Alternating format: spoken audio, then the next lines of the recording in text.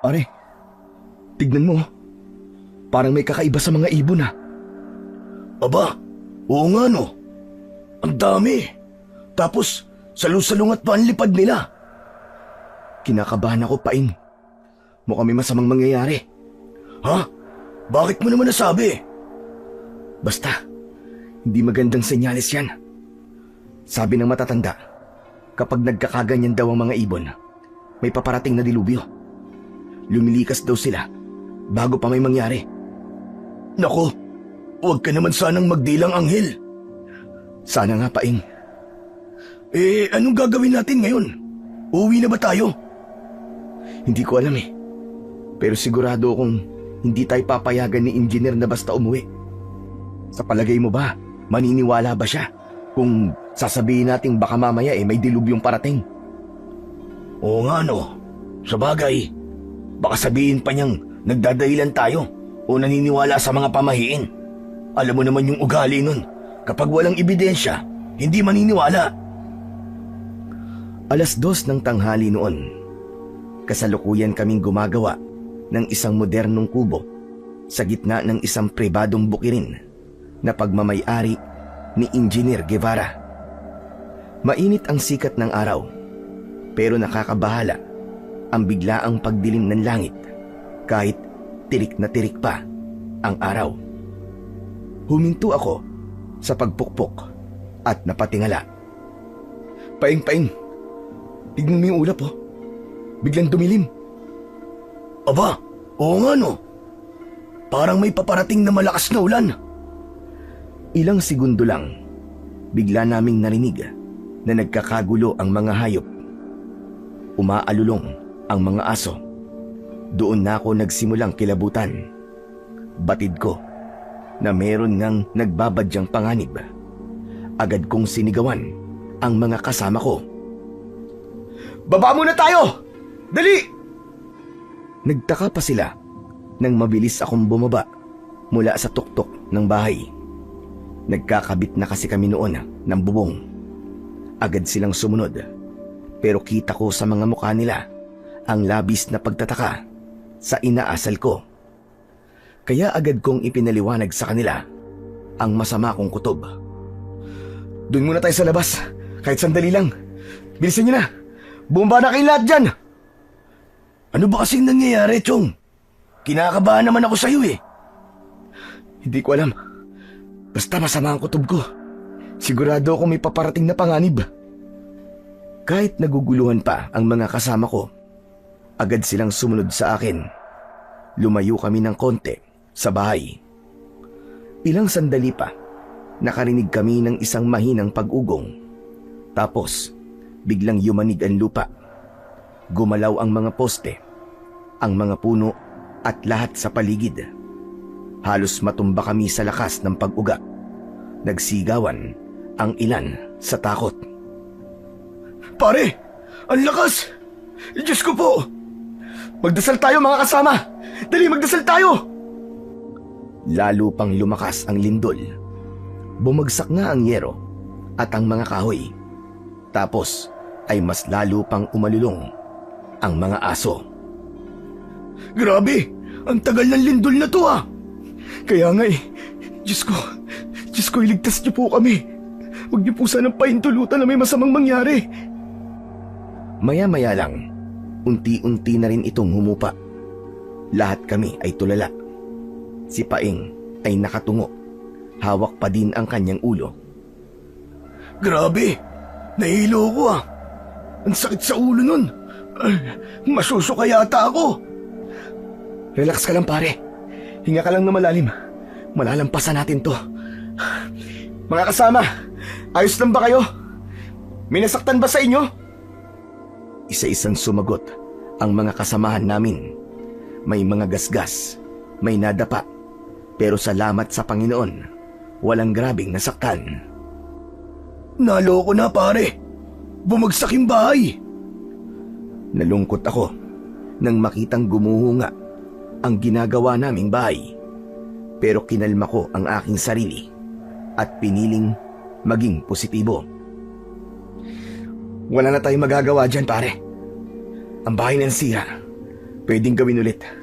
Pero ang buhay natin kapag nawala, hindi na muling maibabalik. Magpasalamat na lang tayo at ligtas tayong lahat. Tama ka. Salamat sa'yo, Tol, ha. Kundi dahil sa kutob mo, baka mamaya may malubang na sugatan sa atin. Wala yun. Magpasalamat tayo sa Diyos at nagbigay siya ng mga babala. Kaya nga akalain mo, napansin mo kaagad yun at talagang di mo binaliwala. Ang galing mo, pare.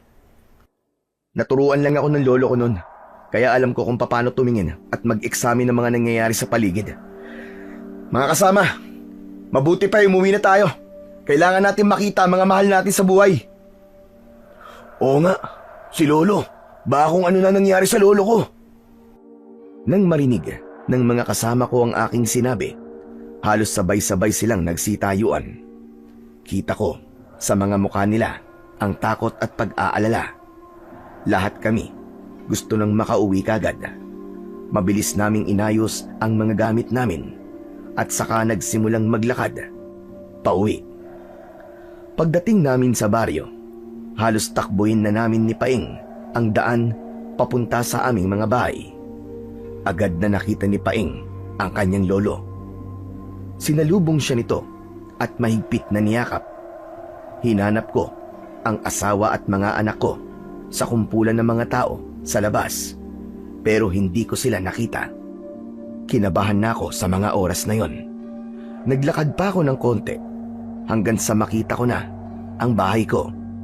Halos manlumo ako nang makitang gumuho ito. Hindi ako makapaniwala.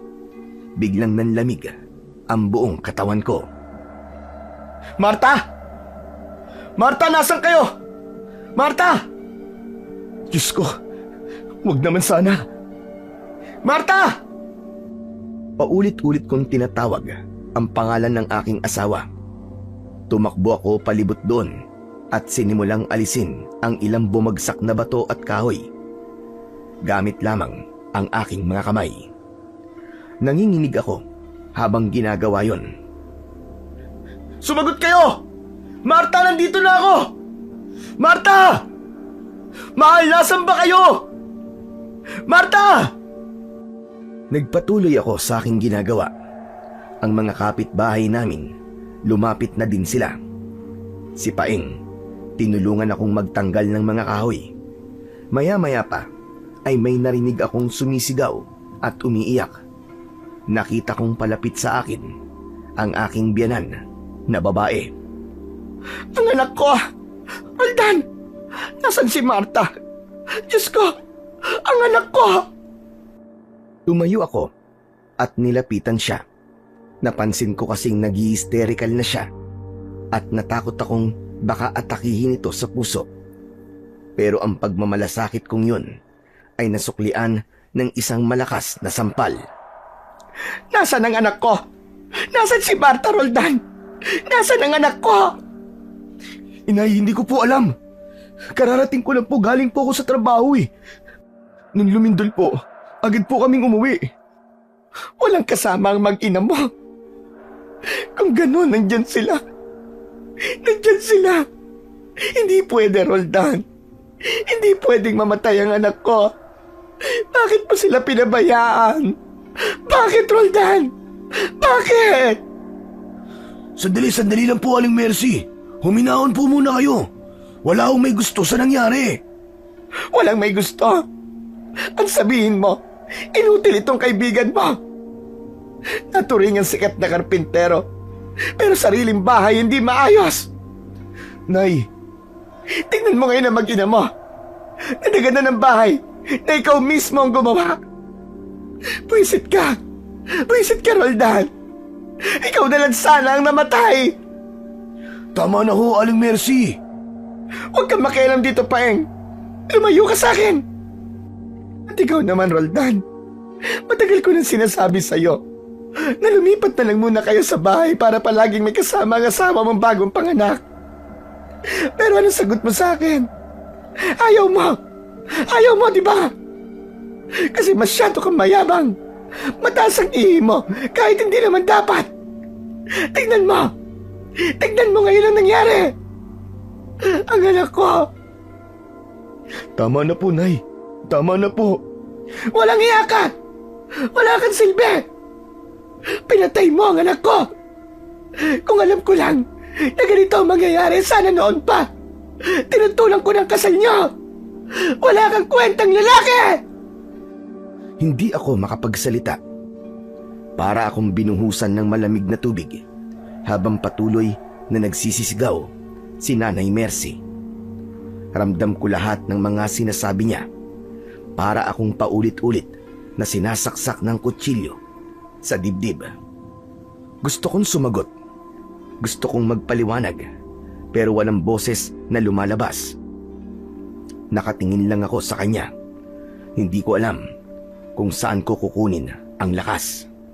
Gusto kong magalit, pero alam kong tama naman lahat ng mga sinasabi niya sa akin. Parang ako nga talaga ang may kasalanan ng lahat. Kaya naman, hinayaan ko lang siyang ilabas lahat ng sama ng loob niya. Tinanggap ko ang mga masasakit na salita at pananakit. Sana, hindi ka nalang dumating sa buhay ng anak ko, hayop ka! Isa kang sumpa! Mamatay ka na rin sana! Mamatay ka na! Tumingin ako sa kanya. Nanginginig ang mga kamay ko. Gusto kong yakapin si Nanay Mercy. Gusto kong sabihin sa kanya na hindi ko ginusto ang pangyayaring yon. Pero bago ko pa magawa, bigla siyang natigilan. Nakita kong bigla siyang namutla, tapos ay tumigil ang kanyang paghinga. Napahawak siya sa kanyang dibdib, tapos ay biglang babagsak sana. Agad ko namang siyang nasalo at inalalayan ang kanyang ulo bago pa mapaiga sa lupa. Nay! Nanay Mercy! Nay! Tulong! Tulungan niyo kami! Agad na lumapit ang mga kapitbahay namin. Tinulungan nilang buhatin si Nanay Mercy at inilayo na sa akin. Pare, tibayan mo lang ang loob mo ha. Halika na, pagtulungan nating hanapin ang mag-iina mo. Parang di ko kaya, Paing. Kayanin mo pare, para sa mga anak at asawa mo. Sa sinabing yun ni Paing, para akong nagising bigla. Ipinagpatuloy ko ang pag-alis ng mga bato, yero at kahoy na nagiba. Umasa pa rin ako na baka sakali may buhay pa sa kanila. Pero bigla akong natigilan nang may makita akong kamay. Maputla na ito at malamig. Hindi. Hindi maaari ito. Marta! Agad na lumapit sa akin si Paing. Pareho kaming umiiyak habang binubuhat yung mabibigat na kahoy at simento hanggang sa nailabas namin si Marta at ang anak ko na yakap-yakap niya. Nakatihaya siya. Puno ng alikabok at dugo ang kanyang muka.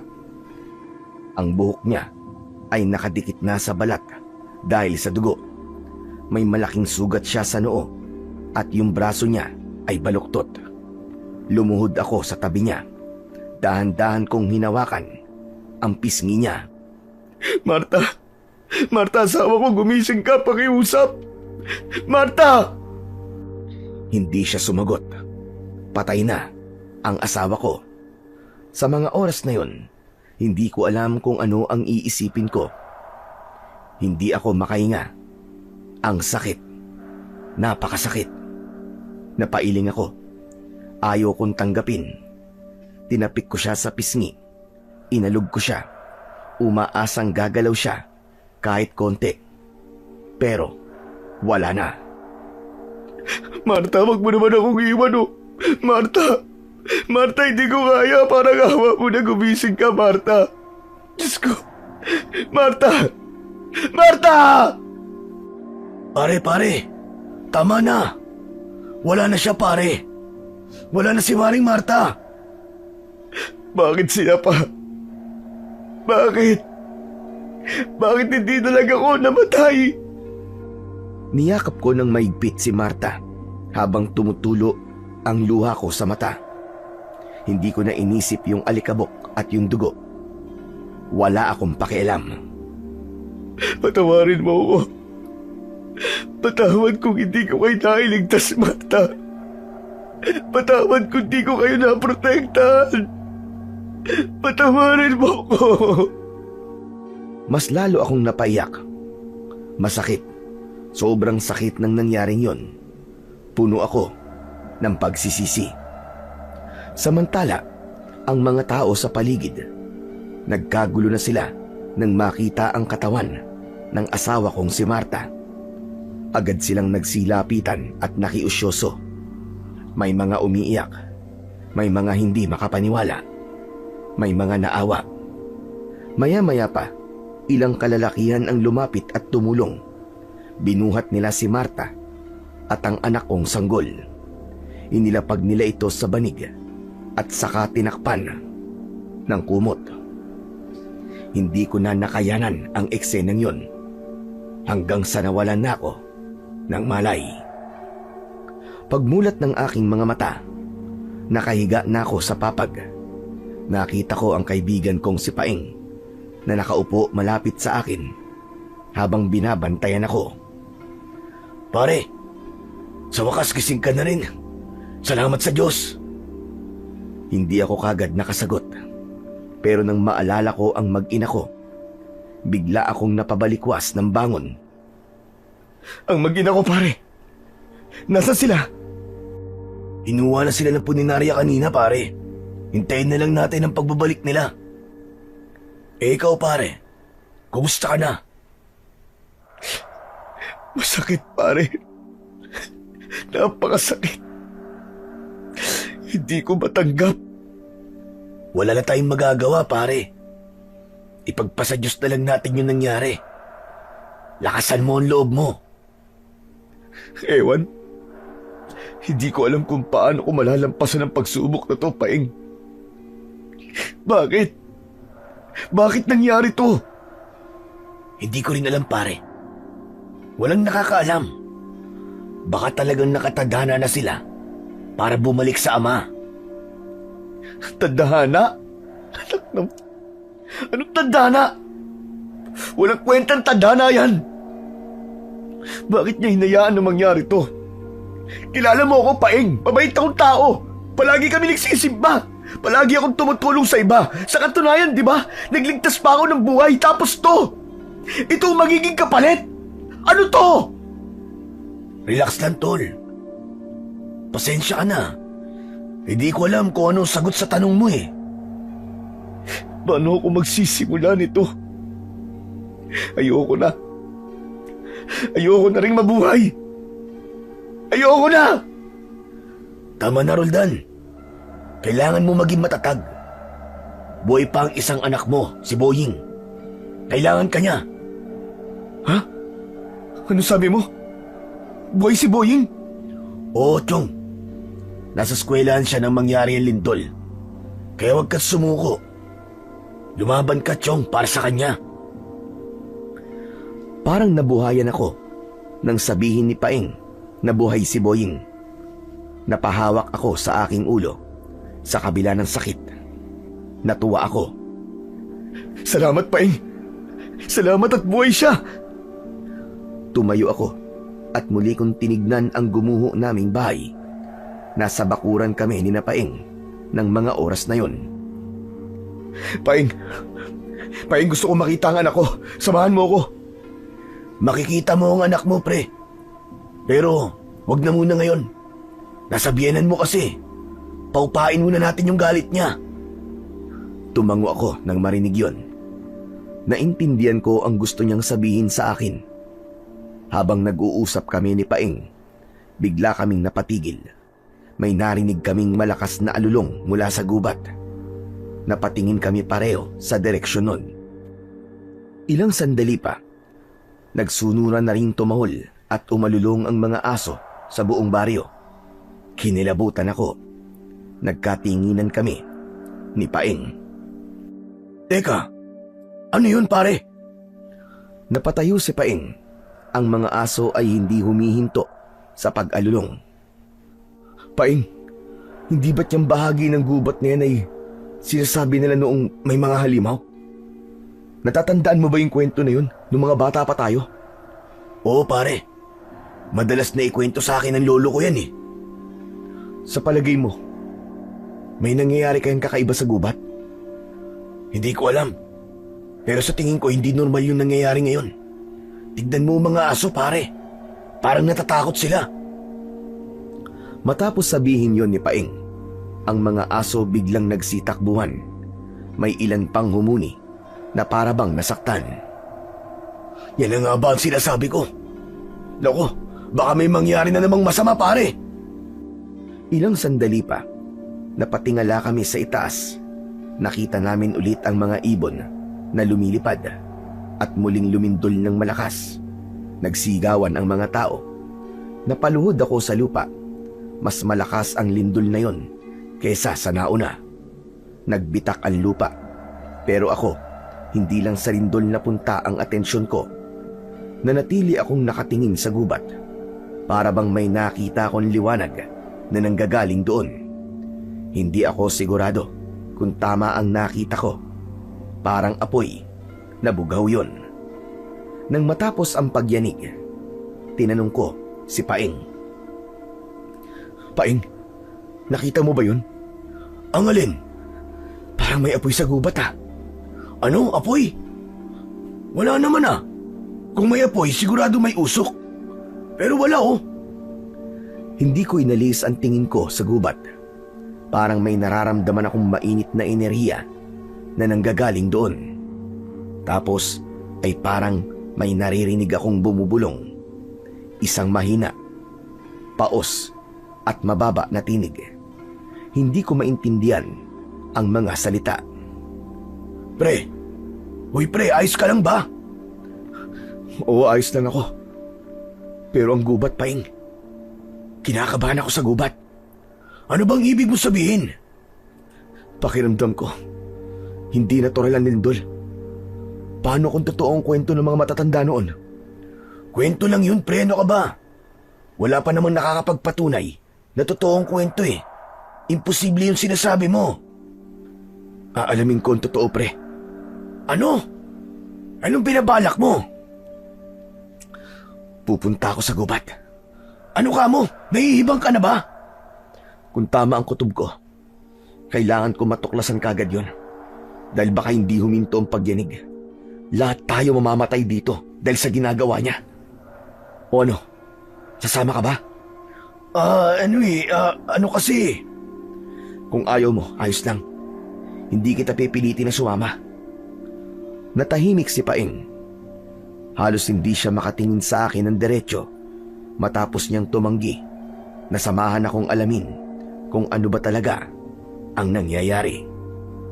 Kung talagang gagawin mo yan, pre, mag-iingat ka. Pero sana pag-isipan mo munang maigi. Baka kasi talagang delikado eh.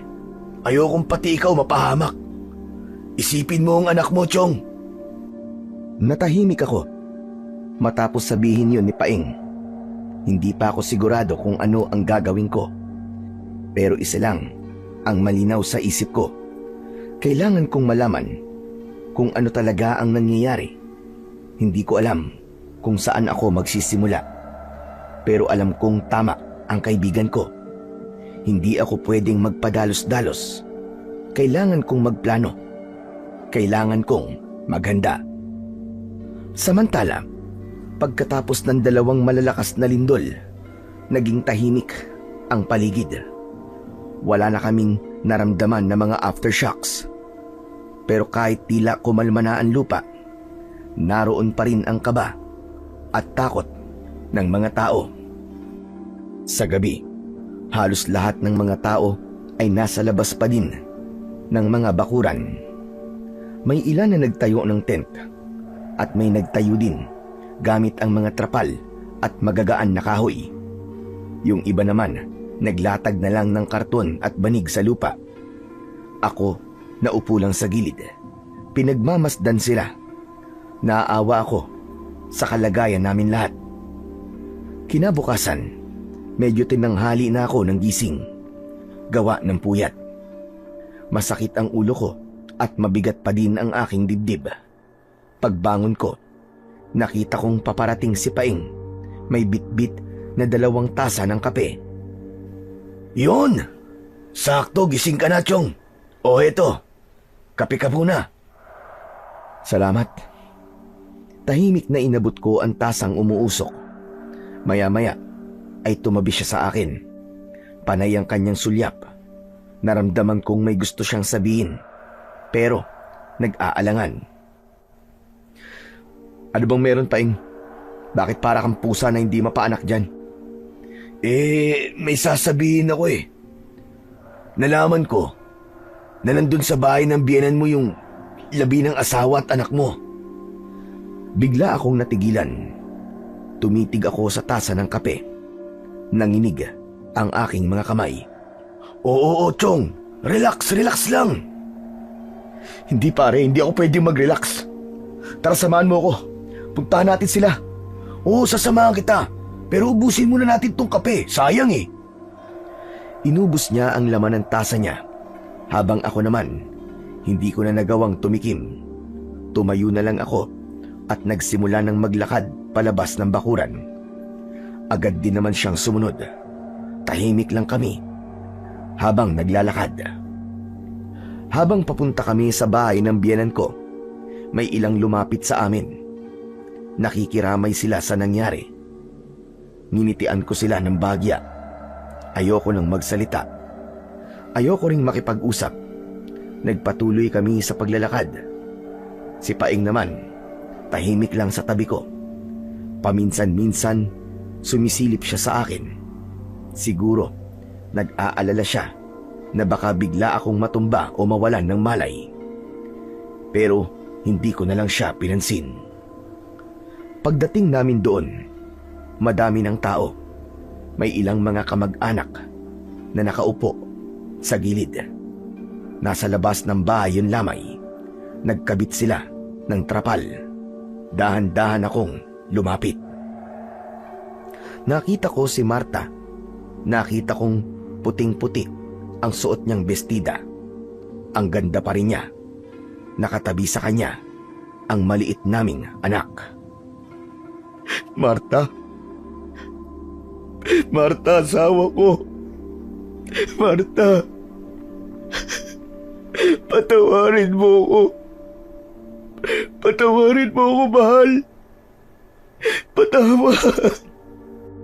Lumapit sa akin si Paing. Pinatong niya ang kamay niya sa balikat ko. Habang umiiyak ako, napansin kong nasa sulok lamang si Nanay Mercy. Wala siyang imik. Nakaupo siya. Nakayuko. Pero ramdam ko pa rin na galit siya sa akin. Hindi man siya magsalita. Alam kong ako pa rin ang sinisisi niya. Hindi ko siya masisisi. Dahil ako man, sinisisi ko ang sarili ko sa nangyari sa aking mag-ina. Tay? Anak Boying. Naku, salamat sa Diyos. Totoo ngang buhay ka, anak. Opo, wala naman po masamang nangyari sa akin, Tay. Dahil nakalabas po kami kagad ng classroom. Takot na takot po ako, Tay. Ang lakas po ng lindol. Yung mga gamit namin po sa school, nalaglag lahat at nasira. Tay, umiyak po ako ng umiyak. Pero pinilit ko po lumabas. Sakto po paglabas namin, gumuho na po yung halos kalahati ng classroom namin. Salamat sa Diyos. Pasensya ka na, anak, ha? Hindi ko naman alam na mangyayari ang ganito eh. Pero anak, ang tapang mo. Mabuti at ligtas ka. Opo, Tay.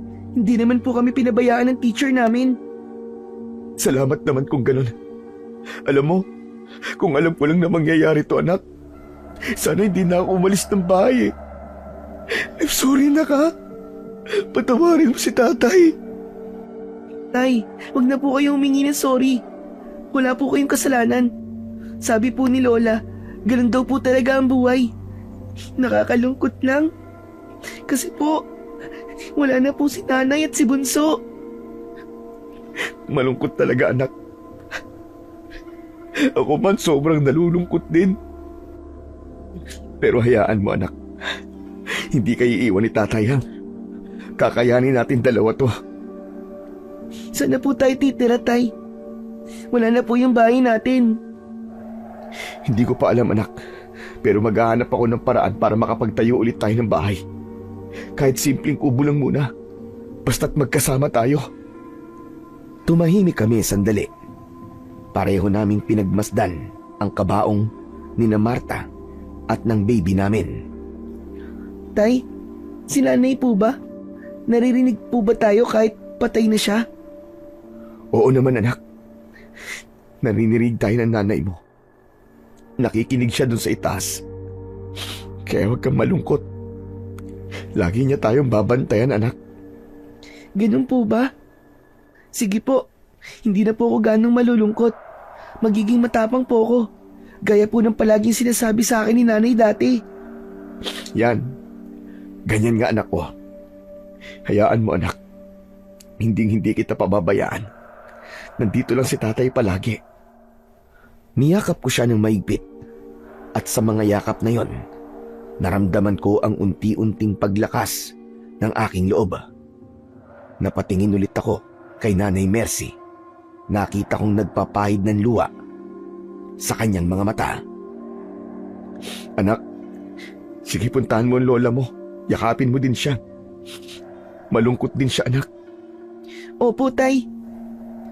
Lumapit ang anak ko sa lola niya at nakita kong niyakap niya ng maigpit ang kanyang lola. Hindi agad gumalaw si Nanay Mercy, pero maya-maya pa, niyakap din niya si Boying pabalik. Nakatitig lang ako sa kanila.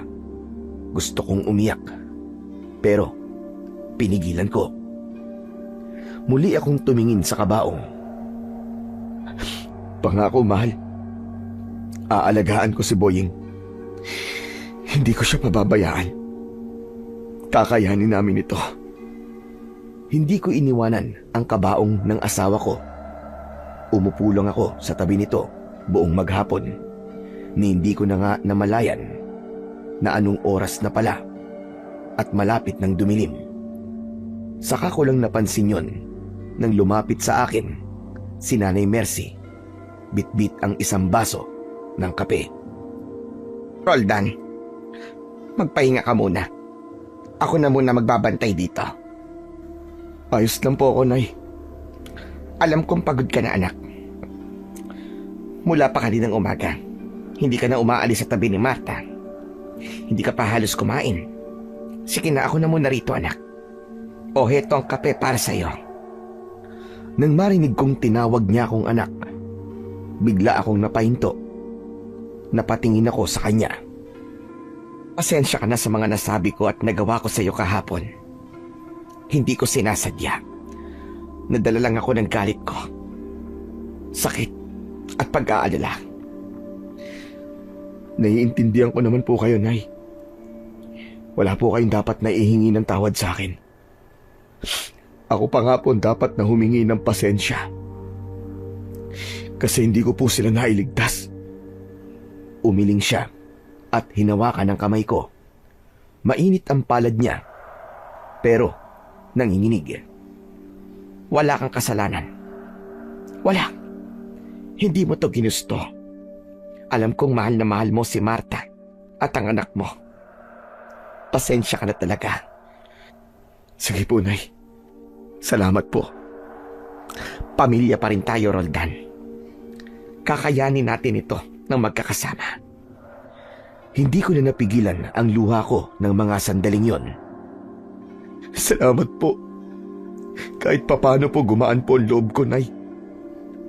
Hayaan niyo po. Babawi po ako. Lalong-lalo na po kay Boying. Gagawin ko po ang lahat para maprotektan siya. Para mabigyan siya ng maayos na buhay. Tumango ang biyenan ko. Kumuha siya ng panyo sa kanyang bulsa. Sabay pahid ng luwa sa pisngi ko. Kaya mo yan. Alam kong malakas ka. Basta't alagaan mo lang na mabuti si Boying at ang sarili mo. Siya na lang ang natitirang alaala natin kay Marta. Opo, Nay. O sige na, tumayo ka na dyan. Inuin mo na itong kape mo at magpahinga ka na muna. Sinunod ko ang sinabi niya. Tumayo na ako at siya ang humalili. Hinalap ko sa bakuran si Paeng. Nakita ko siya sa may lilim ng mangga. May kausap siyang matandang lalaki. Hindi ko kilala ang matanda. Suot niya ang isang kakaibang kasuotan, parang damit ng mga sinaunang pare. May suot din siyang sombrero na bahagyang tinatakpan ng kalahati ng kanyang muka. Habang papalapit ako, napansin kong agad na may kakaiba sa kanya. Hindi ko alam kung bakit, pero tumindig ang balahibo ko. May kung anong malakas na puwersa akong naramdaman. Napatingin ako kay Paing at sa itsura niya, mukhang seryoso rin ang pinag-uusapan nila.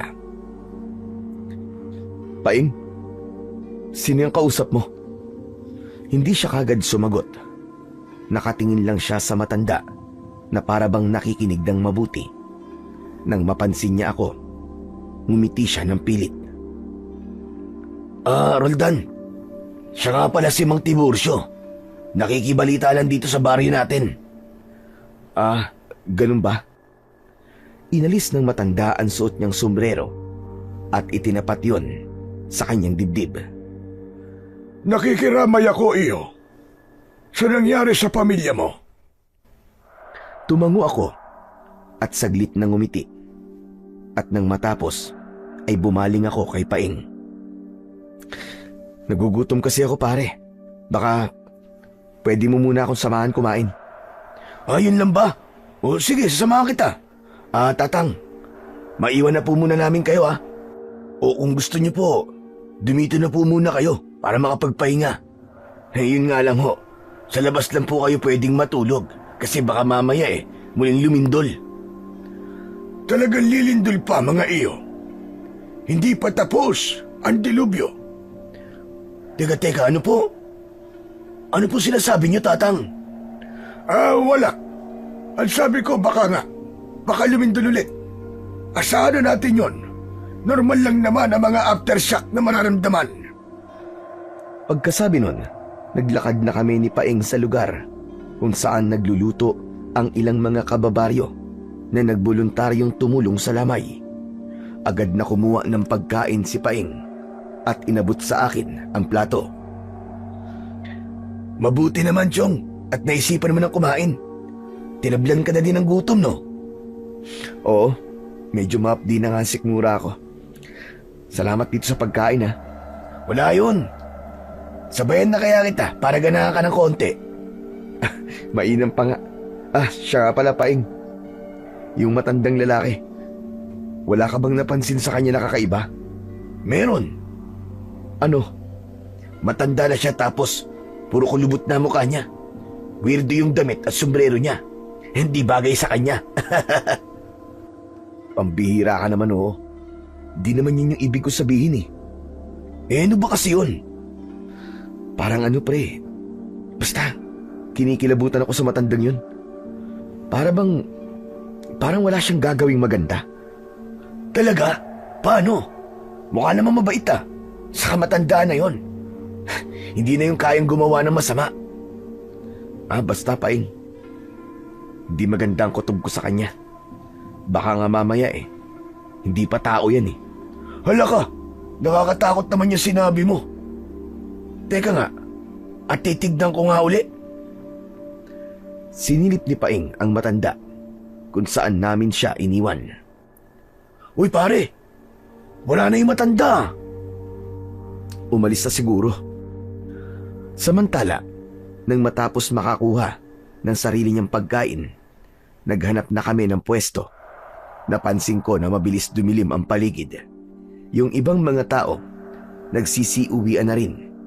Pero may mga bagong padating, yung mga nagsusugal sa gabi, na natili lang kaming nakaupo sa isang tabi. Nang matapos kaming kumain, ay kinuha na ni Paing ang mga plato at inilagay sa lababo. Nang makabalik siya, nagpaalam ako. Pre, ihilang ako sandali . O sige, pero huwag kang lalayo Maski dyan sa mga puno, pwede na dyan . Tumayo ako at naglakad papunta sa likuran ng bahay. Medyo madilim at walang ilaw doon. Habang umiihi ako, may napansin akong gumagalaw sa itaas ng isang puno. Akala ko nung una, wala lang yon. Pero nang tinignan kong mabuti, Napansin kong may malaking ibon. Yung mga mata niya, parang nagbabaga. Anak ng... Anong ibon to? Dahan-dahan akong lumapit habang pinagmamasdan pa din ang nilalang. Hanggang sa napagtanto ko na hindi pala yun ibon. Malalaki ang pakpak niya, pero yung katawan ay parang sa tao. Maitim ang balat niya, payat at meron siyang mahahabang mga daliri. Hindi ako agad nakakilos. Para akong natuod sa kinatatayuan ko. Napalunok ako ng ilang beses nang marinig ko ang malakas na paghinga ng nilalang. Sa isang iglap, bigla siyang tumingin sa akin at lumipad siya papalayo. Sa sobrang gulat ko, natumba ako at napasigaw. Dahil sa malakas na sigaw ko, yung mga tao sa may lamay biglang napapunta sa kinaroroonan ko. Tol, anong nangyari? Hindi ako kagad nakasagot. Takot na takot ako ng mga sandaling yon. Nanginginig ang tuhod ko. Inabot ni Paing ang mga kamay ko at inalalayan niya akong tumayo. Tol, may nakita ko. May nilalang sa puno. Parang tao na may pakpak. Aswang? May aswang dito? Sigurado ka ba sa sinasabi mo, Tol? Hindi pa man ako nakakasagot ay sumabad na ang ibang tao. Napansin din daw nila yon, yung malakas na pagaspas ng pakpak. Naniwala sila na meron nga akong nakita. Tapos nagkanya-kanya na sila ng kwentuhan tungkol sa mga kababalagang nangyari dati sa baryo namin. Kalma ka lang muna, Chong. Bakit kasi dito pa naisipang umihi? Pwede naman dun sa harap. Dinala na ako ni Paing sa harap ng bahay at pinaupo ako. Kumuha siya ng tubig na maiinom. Oh, pampakawala ng kaba. Ay nako, ikaw talaga ang dami mong nakikita. Habang umiinom ako ng tubig, may ilang matatanda na lumapit sa amin. Sila ay sina Katemyong, Aling Sabel at Lolo Tonyo. Kita ko kagad sa mga mukha nila ang pag-aalala at takot. Nakatingin lang sila sa akin, parang nag-aalangan kung paano magsisimula ng usapan. Si Mang Temyong ang unang nagsalita. Tinanong niya ako kung totoo raw bang may nakita akong nilalang na may pakpak. Tumango ako. Hindi ko na ipinaliwanag ng detalyado, pero alam kong hindi ako nagkamali sa nakita ko. Hindi ako nagbibiro. May nakita talaga ako. Biglang napahawak sa dibdib si Aling Sabel at mahina niyang sinabi na baka raw bumalik na naman sila. Napakunot ang noo ko at agad kong tinanong kung sino ang tinutukoy niya. Lumingon-lingon pa siya bago sumagot. Parang natatakot na baka may makarinig. Ikinuwento niya nung bata pa raw sila ni Mang Temyong. May nangyari din daw na malakas na lindol at pagkatapos nun ay may mga sumalakay na halimaw. Sumabat si Lolo Tonyo. Magulo ang baryo noon, puno ng takot at pangamba. Nagsimula daw mawala hindi lang ang mga hayop, kundi pati na rin ang mga bata. Napatingin ako kay Paing. Tahimik lang siya, pero alam kong nakikinig siya sa lahat ng sinasabi ng mga matatanda. Kung ganun po nangyari, paano po natigil ang pananamantala at pambibiktima ng mga nilalang na yun dito sa baryo? Sabi ni Katemyong, may tumulong daw sa kanila noon. Isang matanda na may kasamang batang lalaki. Halos kaedad lang daw nila. Mukha raw silang mga antingero dahil sa mga agimat at anting-anting na nakasabit sa leeg at braso nila. Sila raw ang humarap sa mga aswang na sumalakay sa baryo noon. Matindi raw ang naging labanan, pero dahil sa tapang at kakaibang lakas ng matanda at ng bata, natalo daw nila ang mga aswang. Ayon sa matanda, ang mga aswang na yon ay galing sa gubat. Doon nagsimula ang kwento tungkol sa gubat na iniiwasan hanggang ngayon. Ang gubat na pinaniniwalaang pinagmulan ng mga aswang na minsang nagasik ng takot sa baryo namin. Hindi na ako nakapagsalita pa pagkatapos ng kwento nila. Unti-unti na namang nagkaroon ng palatandaan na totoo ang aking masamang kutob. Nang mga oras na yon, biglang nagsiuwian ang mga tao na nakipaglamay. Pumasok sila sa kanilang mga bahay kahit meron pa ring posibilidad na muling magkalindol at gumuho din ang bahay tulad ng iba. Hindi ka na yata natulog, iho. Hindi po, Nay. Pero ayos lang po ako. Gusto mo bang umidlip muna? Ako na lang muna magbabantay sa kanila. Sige po, Nay. Ay, siya nga po pala. May alam po ba kayo tungkol sa kwento ng kinatatakutang gubat? Bakit mo na itanong? May kinalaman ba ito sa nangyari kagabi? Opo, Nay. Naguguluhan po kasi ako eh. Hindi ko akalaing makakakita ko ng ganong klaseng nilalang. Pero kung totoo po yung kwento sa gubat, na dun daw nanggagaling ang mga halimaw, ibig sabihin po, baka hindi lang isa yung aswang, Nay. Paano po kung madami sila? Manganganib po ang buong baryo. Yun nga rin ang ikinakatakot ko eh. Kung sakali man nababalik sila, maraming mamamatay dito sa atin. Malulupit at walang awa ang mga aswang na yon. Pero bakit kaya? Kung sakali man na bumalik sila, bakit? Anong dahilan? Baka po kapareho lang po ng dahilan dati kung bakit nagkaroon ng aswang dito. Para maghiganti? Ano? Maghiganti po? Oo. Ayon sa sabi-sabi noon, may isang lalaki na pinaghihinala ang mangkukulam. Pero ang sabi ng iba, hindi naman siya masama. Tumutulong pa nga siya sa mga may sakit eh. Hanggang sa isang araw, napagtripan ng mga kabataang lasing. Sinaktan siya. Pero imbis na siya ang kampihan dahil siya ang naargabyado, siya pa ang pinalayas. Pinalayas? Oo. Pinalayas siya dahil takot sa kanyang mga tao. Doon siya sa gubat tumira. Hanggang sa ilang taon ang nakalipas, biglang lumindol ng malakas. At kasunod nun, nagsulputan na ang mga aswang noon dito sa ating baryo. Ang mga aswang, galing sila sa gubat kung saan nakatira ang mangkukulam. Sabi ng mga matatanda noon, baka raw siya ang may likha sa mga ito. Kaya po ba ng isang mangkukulam na lumikha po ng aswang? Oo, may kakayahan sila.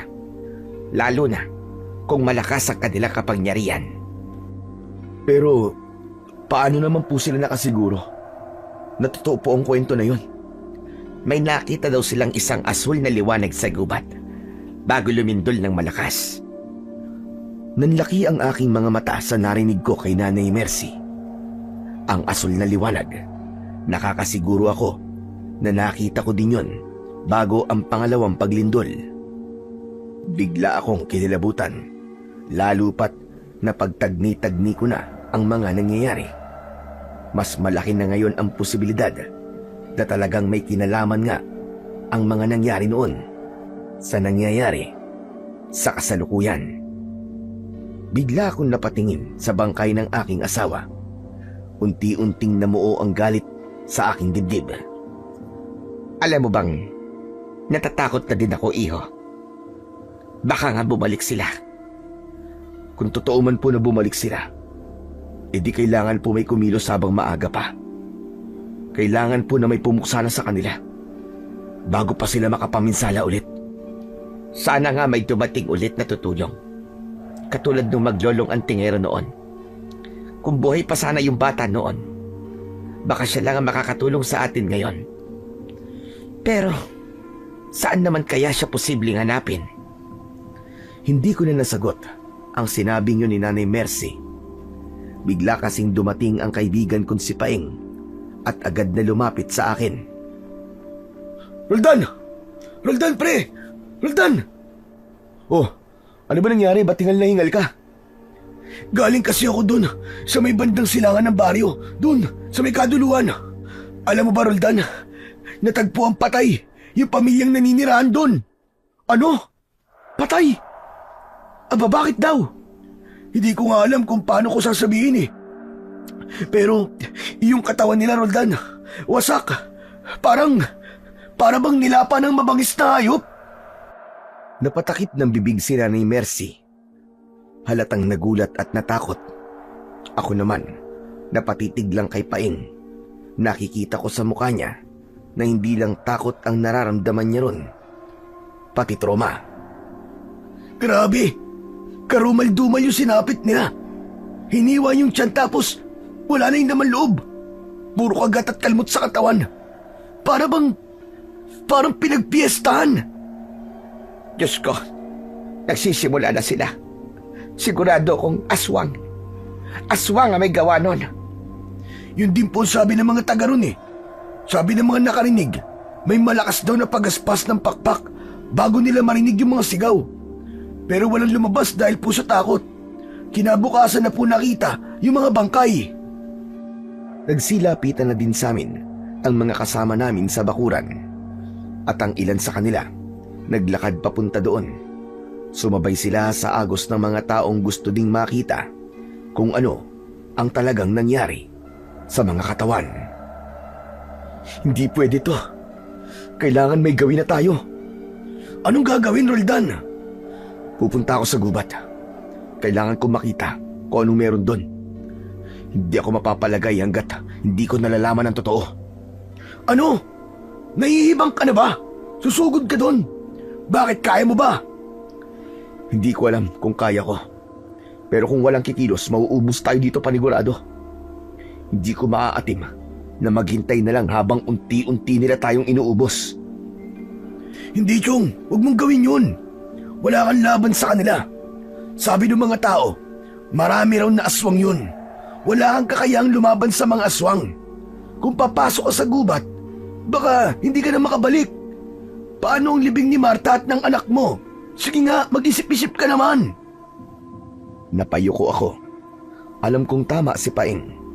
Delikado, pero habang iniisip ko ang nangyari sa pamilya ko at sa pamilyang pinatay ng mga aswang, parang mas lalo akong nagagalit. Gusto kong bigyan ng hustisya ang pagkamatay nila. Kung sakali man na totoong ang mga aswang nga ang dahilan ng paglindol, kailangan nilang pagbayaran ng pagkamatay ng aking mag-ina. Roldan, huwag kang padalos-dalos. Baka mapahamak ka, iho. Pero Naiintindihan ko ang nararamdaman mo, Roldan. Sige, gawin mo ang lahat ng gusto mo, pero pwede bang saka mo na lamang gawin yan pagkatapos na lamang ng libing? Tama po kayo. Pasensya na po, Nanay Mercy. Nadadala lang po ako ng labis na emosyon ko. Pero sige, susundin ko po kayo. Pero pagkatapos ng libing, aalamin ko po ang totoo. Sige, Chong. Kung yan ang plano mo, sasamahan kita. Talaga? Oo, Chong. Magkasangga tayo, di ba? Sa hirap at ginawa. Ayos. Salamat, pre. Pero sa ngayon, samahan mo muna ako dun. Gusto kong makita yung sinasabi mo. Okay lang ba, Nanay Mercy? Sige, Roldan. Ako na munang bahala dito. Tumango ako at agad kaming nagtungo ni Paing sa pinangyarihan ng krimen. Pagdating namin doon, halos manlumo ako sa nakita kong anyo ng mga bangkay. Totoo ang sinabi ng kaibigan ko. Kalunos-lunos talaga ang sinapit ng mag-anak. Kita mo, Roldan? Kawawa sila, di ba? Hindi ko magawang sumagot sa kanya. Ang atensyon ko kasi ay nakatuon lang sa mga bangkay. Maraming taong nakapaligid, mga osisero at mga kawani ng barangay. Ang balat ng mga biktima ay maputlang-maputla na, halos nagkulay abo. May malalalim na kagat sa leeg at dibdib at ang ilan ay may bakas ng matatalas na kuko. Totoo nga, hindi ito gawa ng tao o ng ordinaryong hayop. May kutob ako, Paing, na may masama talagang nangyayari at masusundan pa to. Hoy, huwag mo naman sabihin yun dito. Baka mamaya may makarinig sa'yo. Magpanik pa ang mga tao eh. Saka, huwag ka na muna nagsasalita ng mga ganyan-ganyan. Pambihira ka, natatakot ako sa'yo eh. Anong ibig mo sabihin? Di ba nga, mainit ang dila mo. Lahat ng sabihin mo, parang nagkakatoton lahat eh. Di naman palagi ah. Anong hindi palagi? Madalas nga eh. Alam mo parang may kakaiba sa'yo, Chong eh. Para kang Nostradamus eh. Nakikita mo kung anong mangyayari. Meron naman talaga eh. Minsan na may nabanggit si Lolo sa akin. Sabi niya, may taglay daw akong kakaibang kakayahan. Malakas daw ang pakiramdam ko. Ang tawag niya daw doon, Sixth Sense. Ano? Sixth Sense? Ano naman yun? May kakayahan daw akong makaramdam o makakita ng mga bagay na hindi nakikita o naririnig ng karaniwang tao. Ganun pala yun? Parang third eye ano? Oo, parang ganun na nga. Pero yung Sixth Sense kasi, base lang palagi yun sa kutob. Pero ang third eye naman, base sa kung ano ang aktwal na nakikita. Ayoko ng ganyan. Baka mabaliw ako. Habang nag-uusap kami ni Paing, dumating na ang mga pulis. Tinakpan na nila ang mga bangkay at nilagyan na ng kordon ang paligid. Pinatabi na rin ang lahat ng mga nakikiusyoso. Tara na, bumalik na tayo, tol. Tumango siya at sabay kaming naglakad pauwi. Ilang minuto lang ay biglang may narinig akong matinis na tunog. Parang sigaw ng babae. Sabay kaming napahinto ni Paing. Narinig mo yun? Oo, narinig ko. May sumigaw. Napatingin kami sa direksyon ng gubat. Nagmasid kami at nakiramdam.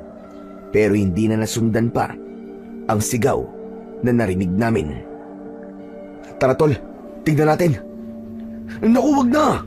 Delikado yan eh. Pero baka may nasasaktan dun eh. Hindi pwede, tol. Paano kung patibong yan?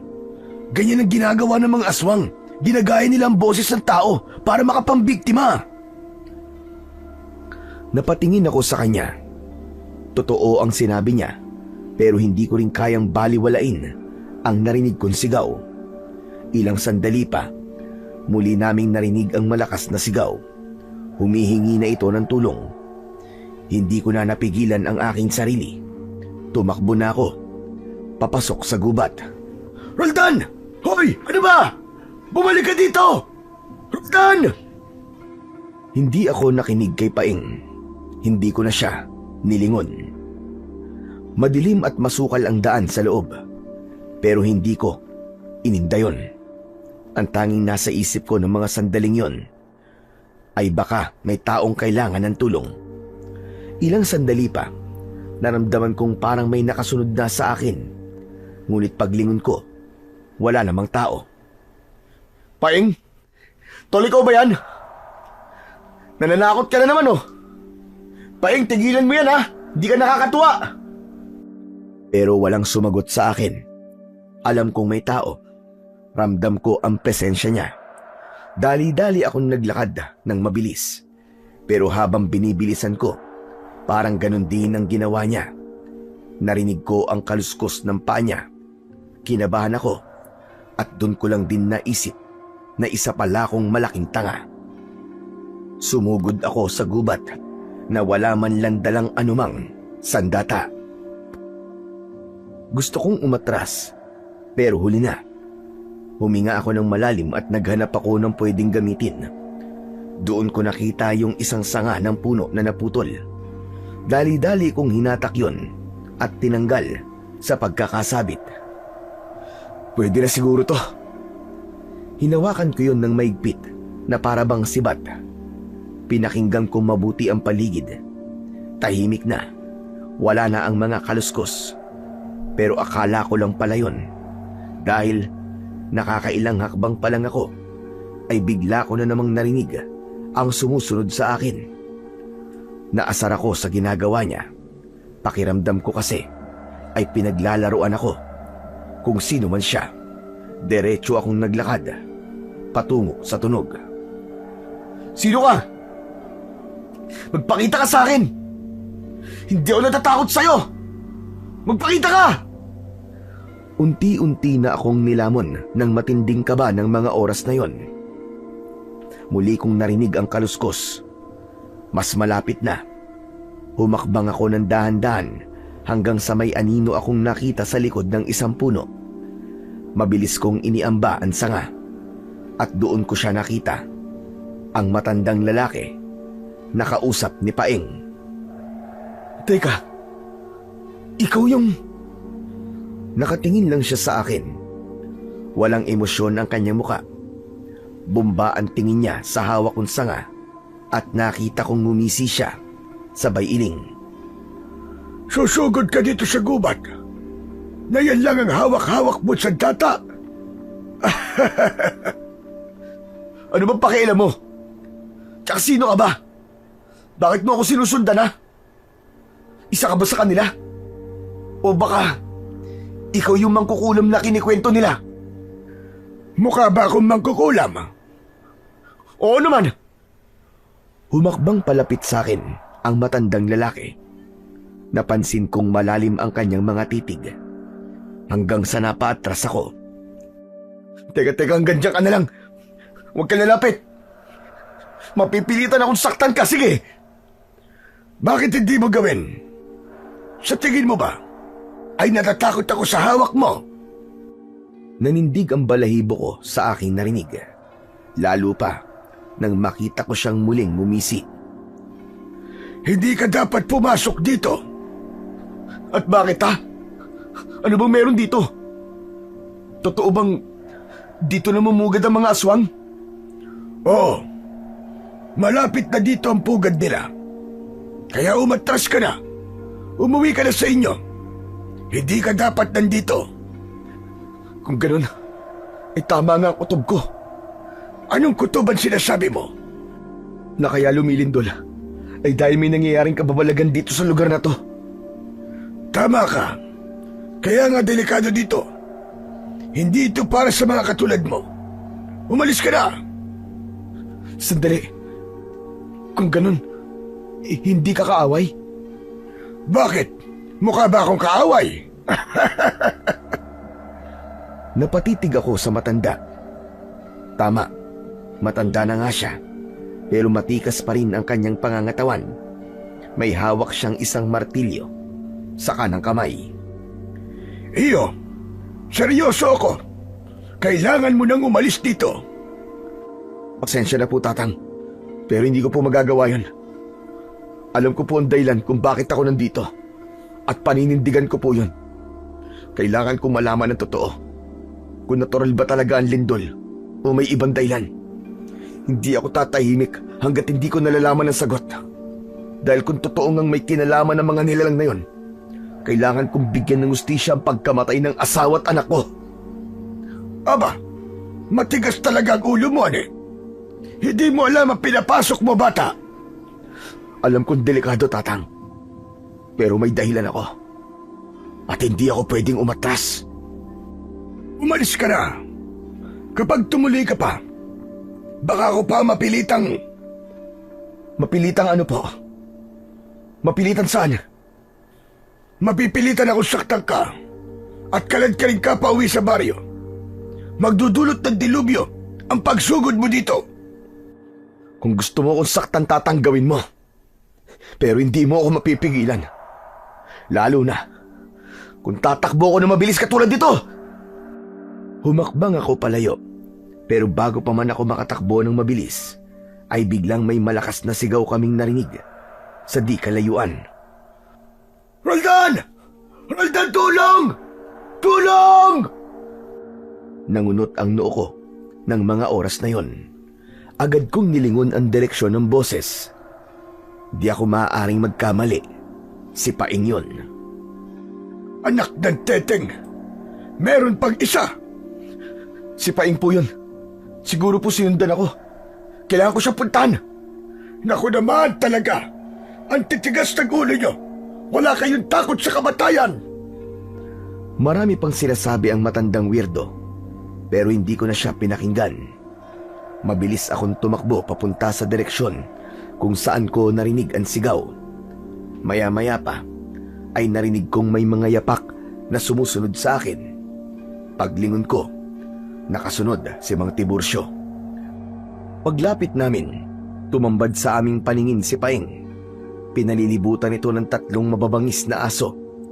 Hindi sila mga normal na aso. Malalaki sila. Halos kasing laki ng isang bagong panganak na baka. At mapupula din ang kanilang mga mata.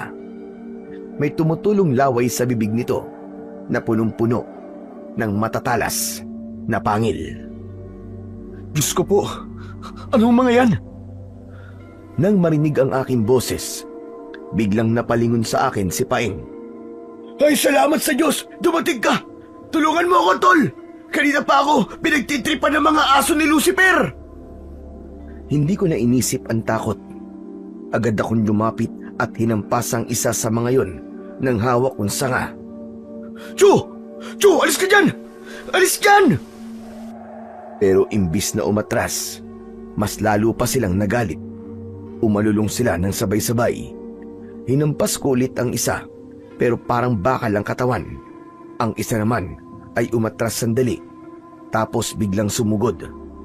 Napaatras ako nang makita kong papasugod dito sa akin. Tumalon yung aso at muntik na akong kagatin. Pero bigla na lang may humarang sa pagitan namin. Ikaw? Nakita kong kagad niyang iniamba ang hawak niyang martilyo sa aso. Nanlaki ang aking mga mata nang makitang biglang lumaki ito ng doble at may kakaibang kinang na parang ginto. Nang iniamba niya yon, kumislap ang ulo ng martilyo. Malakas na inihampas ng matandang lalaki ang martilyo sa ulo ng aso. Sa isang iglap ay sumabog ang bungo ng aso. Agad na kumalat ang dugo sa lupa. Ang aso bumagsak ng walang buhay. Nanlaki ang mga mata ko. Ganon din si Paeng na halos hindi makapaniwala sa nakita. Yung 2 aso na paatras, tila natakot sa kanilang nakita. Bumahag ang kanilang mga buntot bago biglang nagtakbuhan palayo, papasok sa ibang bahagi ng gubat. Anong klaseng tao ka? Mabuti pang wag mo nang alamin. Ang mahalaga, buhay at ligtas kayong 2 na kaibigan mo. Mang Tiburcio, kayo po yan. Naku, maraming salamat po. Salamat po, tiniltas niyo po ako. Utang ko po sa inyong buhay ko. At sa akin, ha? Hindi ka ba magpapasalamat? Siyempre, magpapasalamat din ako sa iyo, Chong. Pero, kung hindi kasi dahil kay Tatang baka nilapa na tayo ng mga hayop na yon. Mabuti na lang pala at sumunod ako dito. Kung nagtagal ako, o kung hindi pala ako sumunod, baka pareho na kayong pinulutan ng mga asong yon. Tatang, salamat po Pero, ano ba talaga yung mga asong yun? Hindi normal ang itsura nila Para silang mga asong gubat. Pero may halong, ewan, parang galing sa impyerno. Parang mga demonyo. Tama ka. Hindi sila pangkaraniwang hayop. Mga alaga yun ng mga nilalang na nagkukubli dito sa gubat. Mga tagapagtanggol ng kanilang teritoryo. Pero, bakit po ako ang inatake? Wala naman po akong ginagawa sa kanila. Dahil trespasser ka. Ang mga nilalang dito, mararamdaman nila kapag may taong pumapasok sa lugar nila. Akala nila banta ka. Kaya wag na kayong babalik dito kung ayaw nyo matulad sa ibang hindi na nakalabas pa. Napatingin ako sa labi ng asong pinaslang ni Tatang. Unti-unting natutunaw ang laman nito hanggang sa naging abo na lang ang natira. Nakakakilabot. Tatang, pakiusap. Sabihin niyo naman po sa akin kung ano ba talaga ang meron dito sa gubat. Mukhang marami po kayong alam tungkol dito O sige, yaman din namang makukulit kayo. Sasabihin ko na sa inyo. Pero dun tayo sa kubo ko, Hindi tayo pwede magtagal dito dahil aluman sandali ay babalik sila para ipagiganti ang kanilang kasama. Agad kaming naglakad papalayo sa lugar na yon. Sinundan namin ang matandang lalaki, pauwi sa kanyang kubo. Dumaan muna kami sa masukal at makipot na daan. Ilang sandali pa, ay tila ba nainip na si Paeng. Tatang, malayo pa ba tayo? Konti na lang, malapit na tayo. Basta't sumunod lang kayo sa akin para hindi kayo maligaw. Medyo malayo-layo din ang nilakad naming tatlo. Pawisan at hingal na kami ni Paeng. Pero makaraan ang ilang minuto.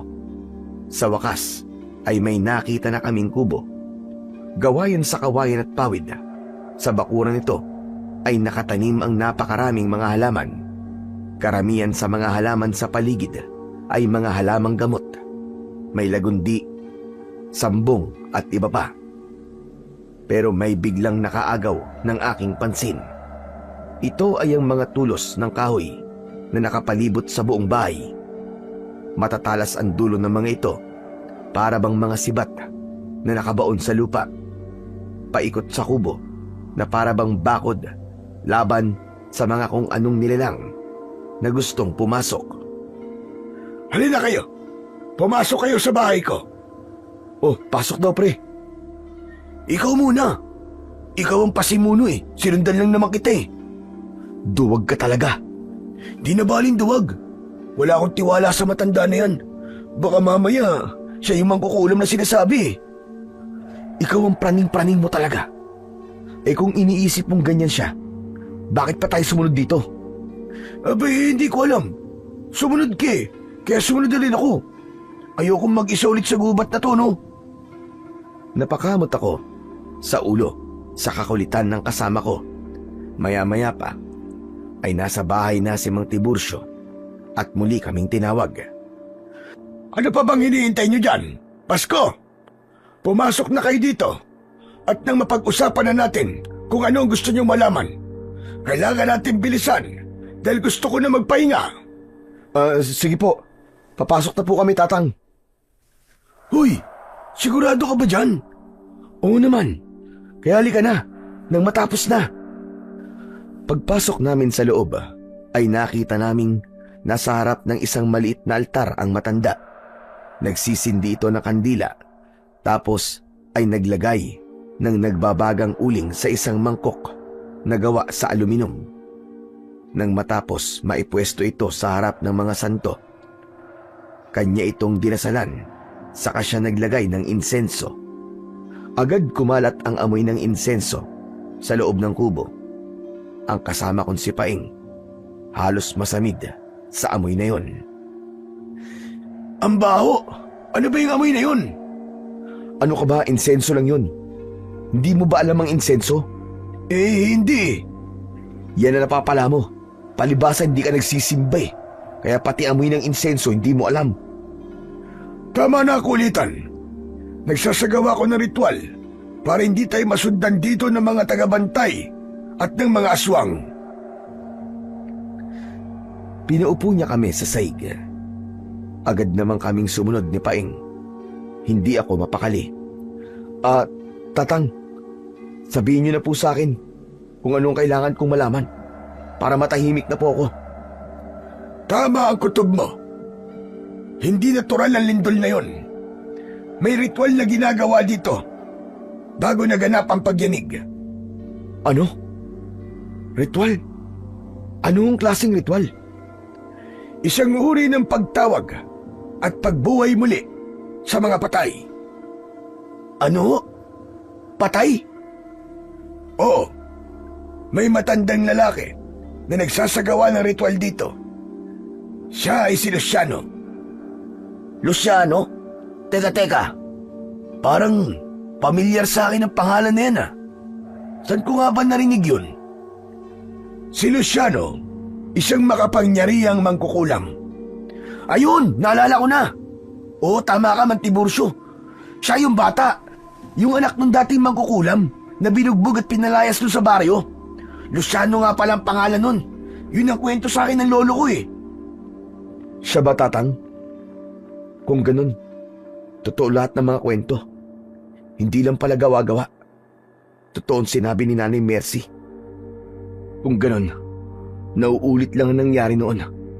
Ipinagpapatuloy ng matandang yun ang masamang gawain ng kanyang ama. Tama ka. Hindi pa tapos ang sumpa noon. Hindi pa siya tapos magiganti. Kaya ibig sabihin, yung lindol, gawa lang ng ritual na yun? Ang pagyanig ay hudyat ng pagbubukas ng lagusan sa ilalim ng lupa. Doon nang gagaling ang mga aswang, mga nilalang na binuhay sa dugo ng mga inaalay. Naku po, nakakakilabot naman yun. At hindi lang yon.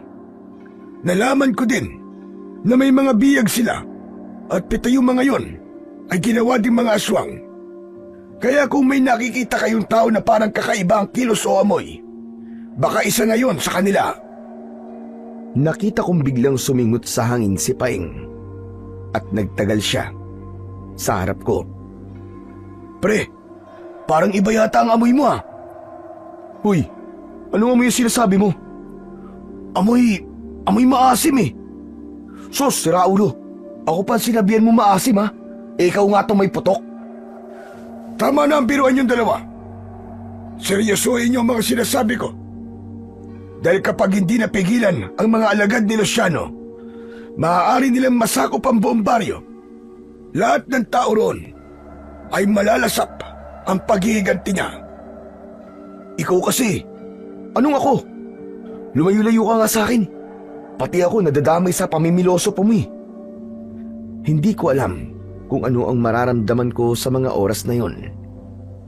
Parang naghalo-halo na galit, lungkot at takot na sabay-sabay kong naramdaman.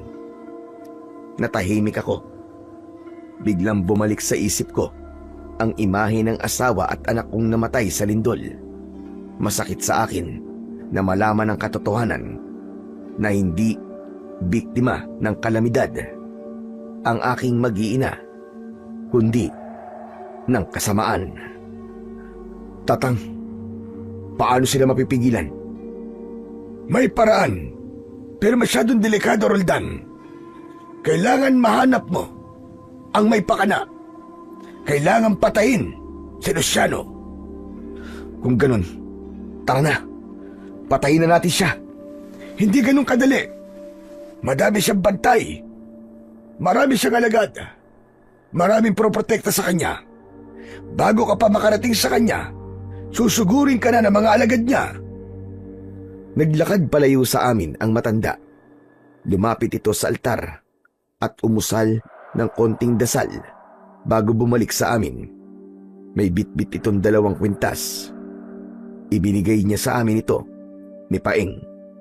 Heto, isuot yung 2. Proteksyon nyo yan para hindi kayo basta-bastang mabibiktima ng mga aswang. Kapag nakita nilang may suot kayong ganyan, medyo mangingilag silang biktimahin kayo. Teka, sandali. Agimat po ba ito? Tama ka. Agimat ang mga yan. Pero hindi naman ganun kalakas. Teka, sino po ba talaga kayo? Mabait ka pala eh. Akala ko kanina ikaw yung mangkukulam eh. Grabe, ang dami niyo pong alam dito sa gubat. Saka parang matagal na din po kayo nakatira dito. Lahat ng yon, konektado sa mangkukulam na parating ikinikwento ng mga matatanda sa akin. Hindi ako ang mangkukulam. Pero tama ka. Matagal na akong nakatira dito. Kasama ko dati ang tatay ko na nagbabantay sa lugar na to. Naparito kami noon para pigilan ang mangkukulam. Tinulungan namin ang baryo nung oras na sila ay salakay ng mga aswang. Ano? Kayo yun? Yung mga bayani na tinutukoy nila sa kwento? Talaga? Wow! Hindi ako makapaniwala. Bayani? Hindi kami mga bayani. Ginawa lang namin ang aming tungkulin bilang mga manunugis. Tungkulin namin na puksain ang mga aswang. Pero oo, kami ngayon, kasama ko noon ang tatay ko. Siya ang tunay na mandirigma. Ako, ay tagasunod lang niya. Hindi ko po alam na buhay pa pala kayo. Naku, salamat naman kung ganun. Alam niyo po bang nabanggit po ng biyenan ko na sana po ay muling may makatulong sa amin at kayo po yun. Tutulungan niyo naman po kami ulit, di ba? Huwag kang magpasalamat. Matanda na ako at hindi ko na kayang harapin ang lahat ng mga aswang na yon. Kung ganun ho, hindi niyo po kami tutulungan? Kung lalaban ako, hindi ako nakakasiguro kung magtatagumpay ako. Masyado na ako matanda para makipaglaban. Nakita niyo naman, hindi ko na nga napigilan ang pagbabalik ng mga kampon ni Luciano. At mas malakas pa sila kaysa sa dati. Kung ganun, tutulungan ko po kayo. Hoy, ano sinasabi mo, Chong? Anong tutulungan? Pare, kawawa mga tao sa baryo kung di mapupuksa ang mga aswang. Pero siya na rin na nagsabi na hindi niya na kayang lumaban, na mahina na siya. Nagpapakamatay ka ba? Alam mo, mabuti pa umuwi na tayo. Ayusin na lang natin ang mga bahay natin. Patibayin natin ang mga bintana, bubong at pinto nang di tayo mapasok ng mga aswang. Nagkakamali ka, iyo. Maski bahay na bato pa, ay kayang-kayang pasukin ng mga aswang. Anak ng teteng, lagot na. Bigla akong natahimik, tapos ay napatitig ako sa hawak niya kaninang sandata. Nakalapag ang bagay na yon sa tabi ng mga santo sa kanyang maliit na altar. Anong tinitignan mo? Mang Tiburcio, lakas lang ba talaga ng katawan ng kailangan para mapuksa ang mga aswang? Oo, at saka kapangyarihan. Kung ganun ho, bigyan niyo po ako ng kapangyarihan. Ako na lang po ang lalaban sa kanila. Anak ng teteng, oo, nalo ko na. Hindi ganun kadali yun, iyo. Pwede po kung gugustuhin niyo. Ibigay niyo po sa akin yung sandata niyo. Ako po ang haharap sa mga aswang. Anong sandata sinasabi mo? Yung martilyo niyo po na umiilaw. Ipahiram niyo po muna sa akin, Tatang. Anong sabi mo? Nakita mong umiilaw ang aking sandata. Napatigil ako. Parang nagbago ang ekspresyon ni Tatang. Ang dating mahinahon niyang muka ay biglang naging seryoso. Naglakad siya at lumapit sa altar kung saan nakapatong ang martilyong ginamit niya kanina. Kung ganun, ikaw pala ang matagal ko nang hinihintay. Po? Hinihintay? Ano pong ibig niyo sabihin? Matagal ko nang alam na may darating na papalit sa akin. Sinabi sa akin ng aking gabay sa panaginip na darating daw ang isang tagapagmana ng Apo Kidlat, ang banal na martilyo ng mga tagapangalaga. Apo Kidlat?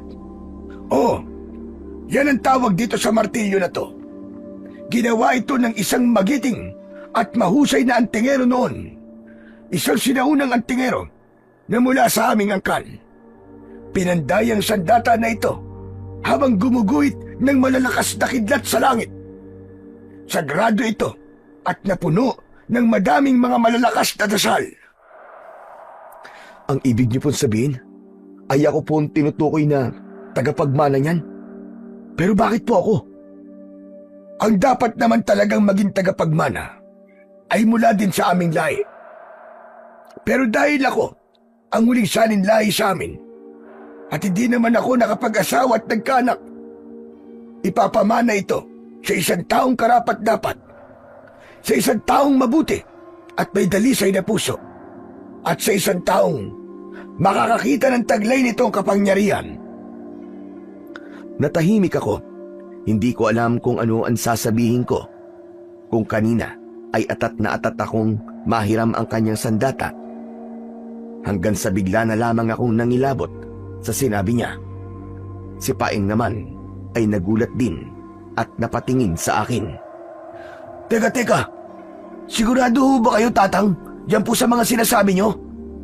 Oo naman, Paeng. Pero hindi pa ngayon. Kailangan munang tanggapin ni Roldan ang panata. Siya na ang magiging bagong tagapangalaga ng Apo Kidlat. Ano naman pong kapalit, Man Tiburcio? Ang kapalit ay ang sarili mong kapayapaan. Wala nang atrasan kapag tinanggap mo ito. Habang buhay mo nang dala ang responsibilidad at tungkulin bilang isang tagapangalaga, hindi ka na magiging karaniwang tao lang. Sige ho. Buong puso kong tatanggapin ang hamon na yan. Kung ito lang ang tanging paraan para matigil na ang kasamaan ni Luciano. Dahan-dahan niyang inilapit sa akin ng martilyo. Nang hawakan ko ito, bigla kong naramdaman na parang may kuryenteng dumadaloy sa buong katawan ko.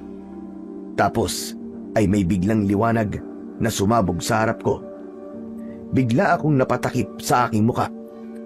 Dahil sa pagkasilaw, mabilis din namang nawala ang liwanag. Dahan-dahan kong inalis ang kamay ko sa aking muka at saka iminulat ko ang aking mga mata. Biglang sumigaw si Paeng. Pare, ang mga mata mo! Nagliliwanag! Hindi ko nagawang makapagsalita ng oras na yon kasi biglang may nakita akong mga imay, mga mandirigmang nakasuot ng kakaibang baluti. Hawak nila ang apo kidlat. Nakita ko silang nakikipaglaban sa mga nilalang na may nakakatakot na anyo. Ipinakita sa akin ng liwanag na yon ang mga nakaraang tagapangalaga. Pagkatapos nun, biglang bumigat ang katawan ko. Nanghina ako at napaupo sa sahig. Agad na lumapit si Paeng at inalalayan ako. Tatang! Ano po nangyayari sa kaibigan ko? Normal lang yan. Ganyan talaga ang nangyayari sa unang pagtatagpo ng katawan at ng kapangyarihan ng agimat.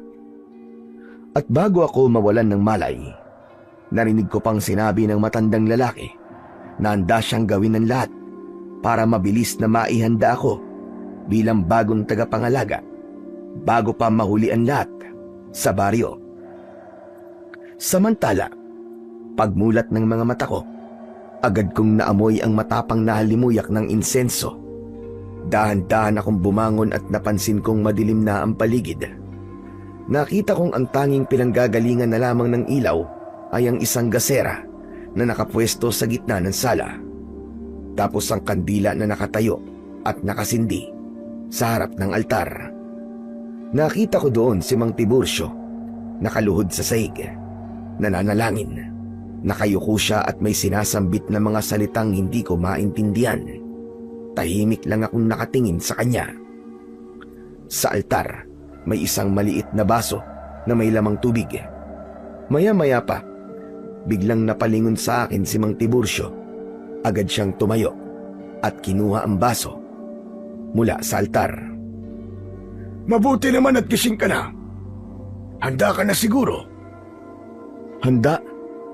Sisimulan na natin ang panata bilang bagong tagapangalaga ng Apo Kidlat.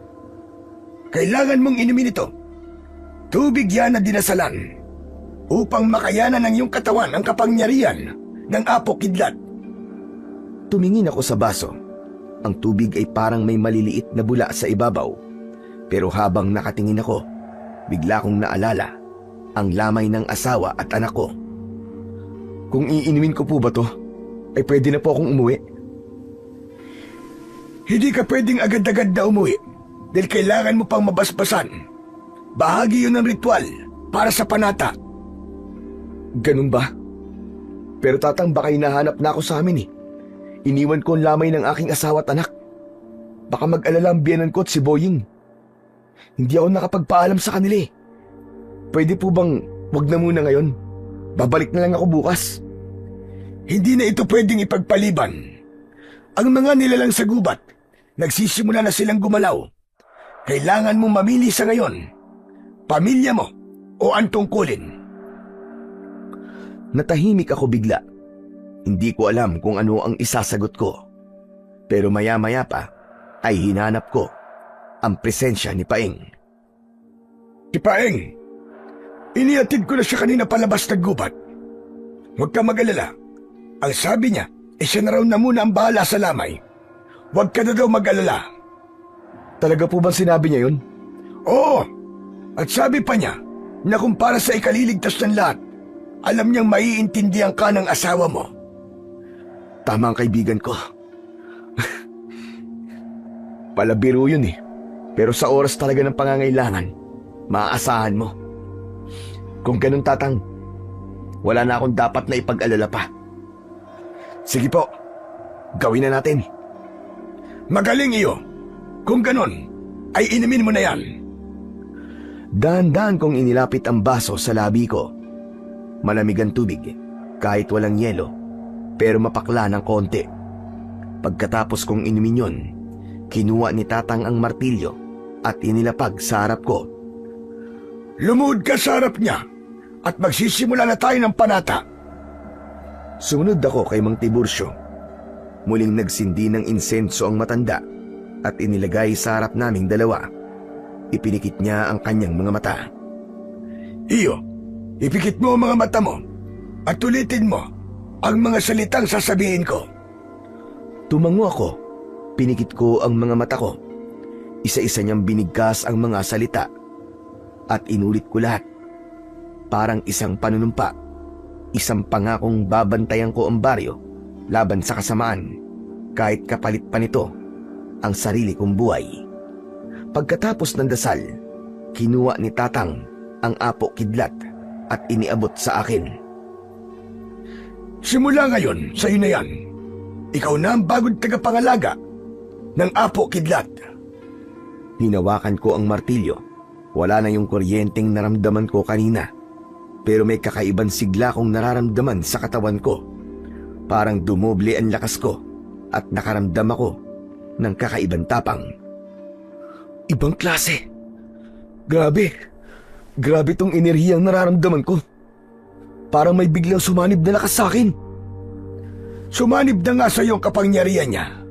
Ang lakas na nararamdaman mo ngayon ay galing sa lahat ng naging tagapangalaga. Talaga ho? Maniwala ka sa akin. Ikaw na ang pinakamalakas na taong pwedeng sumagupa sa mga aswang dito sa gubat. At sa mangkukulam na may likha sa kanila. Paano ko nga po pala mapapatay ang hayop na matandang yun? May suot siyang agimat. Doon nagmumula ang lahat ng kapangyarihan niya. Kailangan mong makuha yun at durugin. Namangha ako sa sinabing yun ni Mang Tiburcio. Masaya ako na may halong kaba. Buong gabi na hindi ako nakatulog. Buong magdamag na sinabi sa akin ng matanda ang tungkol sa apo kidlat, kung paano ito ginagamit na sandata pampatay sa mga aswang. Binalaan din niya ako tungkol sa maling paggamit at kung ano ang mangyayari kung aabusuhin ito at gagamitin lang sa pansariling kapakanan. Lahat ng sinabi niya ay tinandaan ko at nangako ko sa kanyang magiging tagapangalaga ako tulad niya. Nang matapos ang panata at ilang paalala, nagsabi na din siya na kailangan niya ng mamahinga. Pagsapit ng alas 5 ng umaga, nang magising ang matanda, ay kusa na itong nag-alok at nagsabing kailangan ko nang umuwi sa aking pamilya. Maraming salamat po sa lahat, Mang Tiburcio. Hindi ko po akalaing sa simpleng pagkaligaw ko po dito sa gubat ay magiging tagapangalaga ako ng isang makapangyarihang sandata. Walang anuman iyo. Alam mo, hindi ka naman talaga naligaw. Nakatadhana lang talaga ang pagpunta mo rito. Dahil ikaw ang siyang tunay na tagapagmana. Kaya pagbutihan mo. Pagkatapos po ng libing ng asawa ko, saka po ako magpaplanong sumugod sa baluarte ng mga aswang. Sasamahan niyo po ba ako? Oh, Tatang, bakit naman po kayo napabuntong hininga? Wala ito. Huwag ka mag-alala. Magiging kasama mo ko sa lahat ng mga magiging laban mo. Tandaan mo ang boses kong ito, ha? Gagabayan kita at tutulungan kang palagi. Sige po, Mang Tiburcio. Inihatid ako ng matanda hanggang sa bukana ng gubat. Nang marating ko ang baryo, mabilis akong naglakad papunta sa bahay ng aking biyenan. Pagdating ko doon, agad akong sinalubong ni Paing. May dala siyang isang masamang balita. Roldan! Roldan, pasensya na, ha? Si Marta. Ha? Bakit? Ano nangyari dito? Ano nangyari kay Marta? Kasi may mga sumugod na aswang dito kagabi. Dinala nilang bangkay ng asawa mo, Chong. Sinubukan kong pigilan sila pero ang lalakas nila, pare. Muntik pa nga ako mamatay eh. Ano? Bakit naman nila kukunin si Marta? Anong gagawin nila sa asawa ko? Hindi ko alam, pare. Pasensya na talaga. Patawarin mo ako, ha? Wala kang kasalanan, Paing. Mga hayop sila. Pinatay na nga nilang asawa ko tapos kukunin pa nila. Ano pa bang gusto nila? Wala nang nakapagsalita pa. Unti-unti na ring dumami ang mga nakikiusyoso. Humanda sila. Isinusumpa ko. Uubusin ko silang lahat. Isa sa mga kapitbahay ang biglang nagsalita at nagsabing sasama sila sa akin sa pagtugis sa mga aswang. Napatingin ako sa kanila. Nakita ko sa mga mata nila, hindi lang galit, kundi pati ang tapang. Salamat sa inyo. Pero hindi ito basta laban lang. Kung pupunta tayong lahat, nasisiguro kong marami ang masusugatan. At baka may mga mamatay pa. Hayaan nyo na lang ako. Ako na lang ang haharap sa kanila. Hindi, pare. Hindi ka namin iiwan. Kasama mo kami. Sama-sama nating lalabanan ng mga hayop na aswang na yun. Sa pagpilit ni Paing, hindi na ako tumanggi. Makalipas lang ang ilang sandaling pag-uusap at pagpaplano, sama-sama na kaming pumasok sa gubat. Lahat sila ay may kanya-kanyang dalang mga sandata. Habang naglalakad kami, ay may bumulong sa aking tenga. Sinabi nito ang direksyon kung saan kami dapat pumunta. Nagulat na lang ako nang makilala ang pamilyar na tinig na yon. Alam ko na boses yon ni Mang Tiburcio. Sinunod ko ang boses hanggang sa bigla kaming napatigil nang sumulpot sa harap namin ang mga kakaibang aso na ayon kay Mang Tiburcio ay mga bantay. Huwag kayong matakot. Kayang-kaya natin sila. Sama-sama natin silang tatapusin lahat. Sumugod ang mga aso. May ilang natakot. May mga sumalubong. Ginamit nila ang kanilang mga sandata upang kalabanin ng mga asong bantay. Noon ko lang nalaman na mahuhusay din pala sa pakikipaglaban ang aking mga kasama. Ilang sandali pa, nagtagumpay kami. Matapos na mapabagsak ang mga asong bantay, tahimik kaming naglakad habang papalapit kami sa pinakapugad ng mga aswang. Lalong lumalakas ang amoy malansa, mabaho at amoy na nabubulok na karne. Pagdating namin sa isang maluwag na bahagi ng gubat, napahinto kami. Sa gitna ng nagtataasang mga puno, doon nakatirik ang isang kubo at sa labas nun ay may malaking papag o lamesa kung saan nakahiga ang asawa kong si Marta. Demonyo ka! Anong gagawin mo sa asawa ko? Narinig kong tumawa ng mahina ang matanda at tumingin siya sa amin. Bitiwan mo ang asawa ko! Bitiwan mo siya! Ngumisi-ngisi lang ang matandang mangkukulam. Sinabi nitong kung talagang mahal ko raw si Marta, ay sundan ko na ito sa impyerno. Sa sobrang galit ko, gustong-gusto ko na siyang lapitan, pero pinigilan ako ni Paing. Demonyo ka! Anong gagawin mo sa asawa ko? Narinig kong tumawa siya ng mahina. Tumingin siya sa amin. Nagulat ako sa kanyang itsura. Ang balat niya'y naging kulubot na parabang pinatuyo sa araw. Puti na ang kanyang buhok. At ngumiti siya. Nakita namin ang matatalim niyang mga pangil. Bigla niyang itinaas ang kamay niya. May binigkas pa siyang salita na hindi ko maintindihan. Maya-maya pa ay narinig na namin ang mga ungol na parabang galing sa ilalim ng lupa. Bigla ding naging mabaho ang amoy ng paligid. Lumitaw ang mga patay. Gumagalaw sila kahit mga naaagnas na o maski buto na lang ang natira. Tapos mula sa loob ng kubo ay lumabas ang ilang mga aswang. Ang dami nila! Anong gagawin natin? Hindi na tayo pwedeng umatras. Pero mamamatay tayo dito, tol. Mamamatay din tayong lahat kung di tayo lalaban. Sasakupin nila ang baryo. Ramdam ko ang panginginig ng aking mga kamay habang hawak ang martilyo na ipinagkaloob sa akin ni Mang Tiburcio. Hinanap ko siya, pero hindi siya nagpakita. Sinubukan kong kumbinsihin ang mga kasama ko, pero ang iba ay natakot na at nagsitakbo. Sumigaw ako ng malakas. Ako na ang unang sumugod. Malakas ang apo kidlat. Talsik lahat ang mga tinatamaang patay na nabuhay, pati na ang mga aswang. Pagkatapos ay natutunaw sila hanggang sa maging abo. Samantala, panay pa rin ang dasal ng matandang mangkukulam. Roldan, paano yan? Parang hindi sila nauubos. Hindi ko inaasahan na magiging ganito kalala ang problema natin, Paing. Pero hindi na tayo pa pwedeng sumuko. Para to, sa buong baryo natin. Napatingala ako at nagdasal sa Panginoon. Maya-maya pa ay may bigla kong narinig. Roldan, patayin mo ang mangkukulam. Hinigpitan ko ang hawak sa apo kidlat. Tila nabuhayan ako ng loob.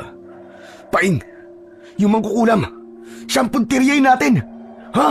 Paano tayo makakalapit sa kanya? Bahala na. Basta gawa na lang natin ang paraan. Pinilit kong makasugod sa matandang mangkukulam, pero hinarangan ako ng kanyang mga alagad. Pinilit kong labanan ng lahat, at bawat pukpok at palo ko sa mga kalaban, mas lalong lumalakas ang boses sa ulo ko. Tapusin mo na siya, Roldan. Tapusin mo na ang mangkukulam. Para kay Marta, at para sa lahat ng mga sinaktan at biniktima mong hayop ka! Tumalon ako paabante. Itinaas ko ang martilyo at isang kidlat ang diretsyong tumama sa aking sandata. Napigilan ng mga aswang na tila nasilaw. Tumakbo ako ng mabilis.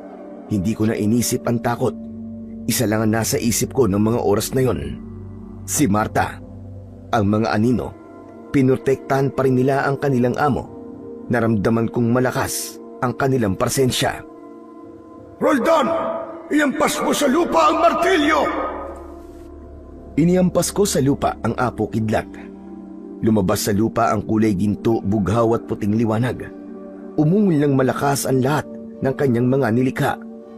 Ang mga anino, unti-unting natunaw sa liwanag. Tumayo ang matandang mangkukulam. Ang mga mata niya naging purong itim. Tapusin mo na, Roldan! Tapusin mo na ang laban! Nanginginig ang mga kamay ko habang hawak ang martilyo. Pero bago ko pa mapagdesisyonan kung ano ang dapat kong gawin, biglang sumugod ang mga kasama ko. Pinatay nila ang matandang lalaki.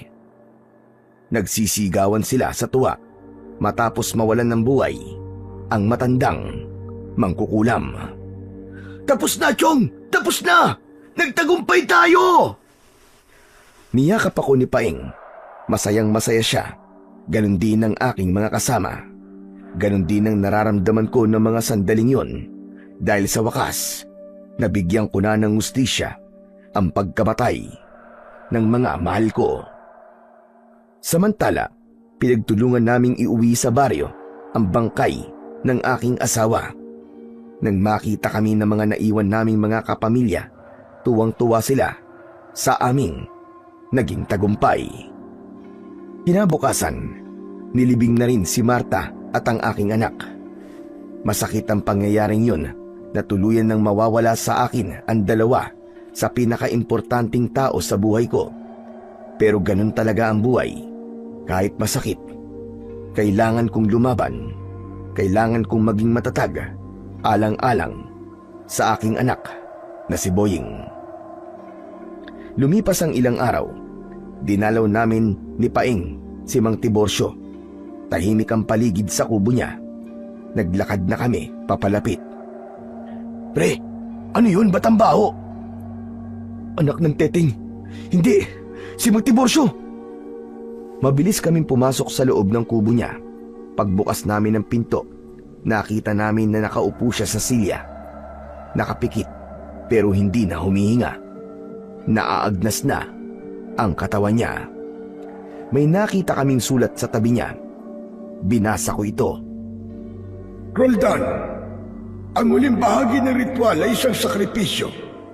Kailangan mamatay ang tagapangalaga upang maipasa ang kapangyarihan ng Apo Kidlat sa bagong pinili. Ingatan mo siya ng iyong kapangyarihan. Ipagtanggol mo ang inyong baryo laban sa inyong mga kaaway. Hayaan mo, magpapatuloy ang aking tungkulin sa iyo dahil ako ang magiging gabay mo. Salamat, Mang Tiburcio. Salamat po sa lahat. Matapos yun, ay pinagtulungan naming humukay ng libingan para sa kanya. Inayos din namin ang kanyang bangkay, binalot sa kumot at saka binigyan ng maayos na libing. Samantala makalipas ang ilang araw, nagbayanihan ng buong baryo sa pagtatayo ng mga bagong bahay. Ginamit ko ang Apo Kidlat sa pagpapanday dahil ayon kay Mang Tiburcio na minsang nagpakita sa akin sa panaginip, ay maaari ko itong gamitin sa pagtulong para maging mas matibay ang bawat bahay na gagawin ko. Magiging ligtas din daw ito sa anumang dilubyo na maaaring dumating. Salamat po, Mang Tiburcio. Hindi na po ako natatakot kung sakali mang may dumating ulit na panganib dahil alam kong nariyan ka para gabayan ako. Ngumiti ako. Alam ko na hindi ko na kailangan matakot kailanman dahil ang lakas at liwanag ng Apo Kidlat ay mananatiling buhay sa bawat bahay na itinayo namin.